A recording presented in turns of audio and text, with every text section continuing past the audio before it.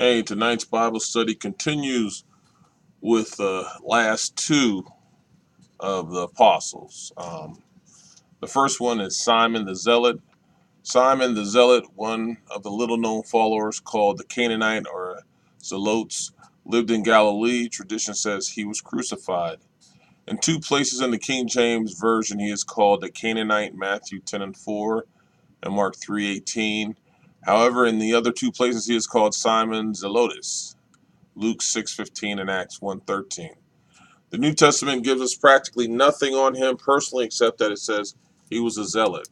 The zealots were fanatical Jewish nationalists who had heroic disregard for the suffering involved in the struggle for what they regarded as the purity of their faith.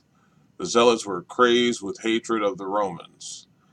It was this hate for Rome that destroyed the city of Jerusalem.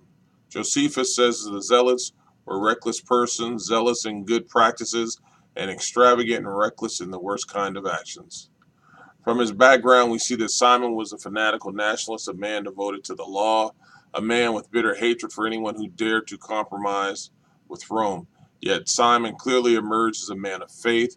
He abandoned all his hatred for the faith that he showed toward his master and the love that he was willing to share with the rest of the disciples, and especially Matthew, the Roman tax collector. Simon the Zealot, the man who once would have killed in loyalty to Israel, became the man who saw that God will have no forced service. Tradition says he died as a martyr. His apostolic symbol is a fish lying on a Bible, which indicates he was a former fisherman who became a fisher of men through preaching. Amen. And Thomas Didymus. Thomas Didymus lived in Galilee. Tradition says he labored in Parthia, Persia, and India, suffering martyrdom near Madras at Mount St. Thomas, India. Thomas was his Hebrew name, and Didymus was his Greek name. At times he was called Judas. Matthew, Mark, and Luke tell us nothing about Thomas except his name. However, John defines him more clearly in his gospel. Thomas appeared in the raising of Lazarus, John 11:2-16.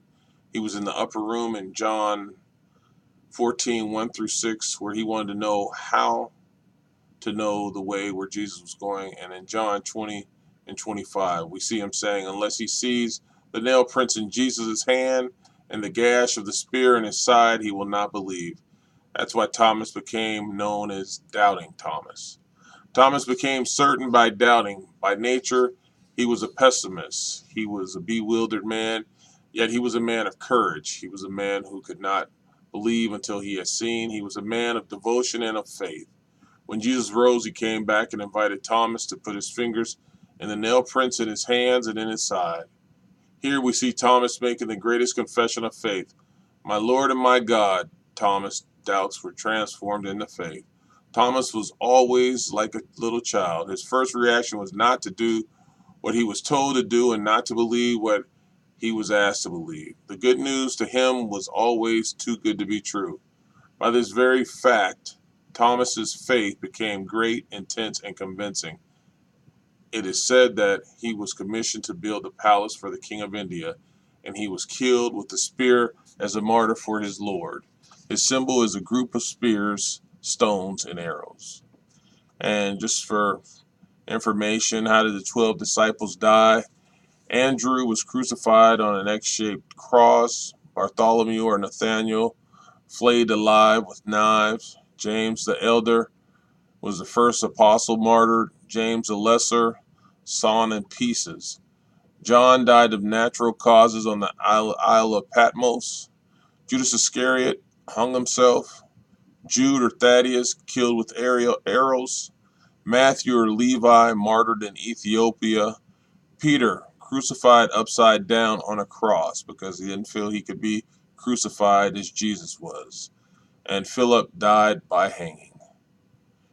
Simon the Zealot died a martyr's death, and Thomas was killed with a spear. May the Lord add a blessing to the reading of his word, the sharing of his word, and a blessing to those who hear it. Amen.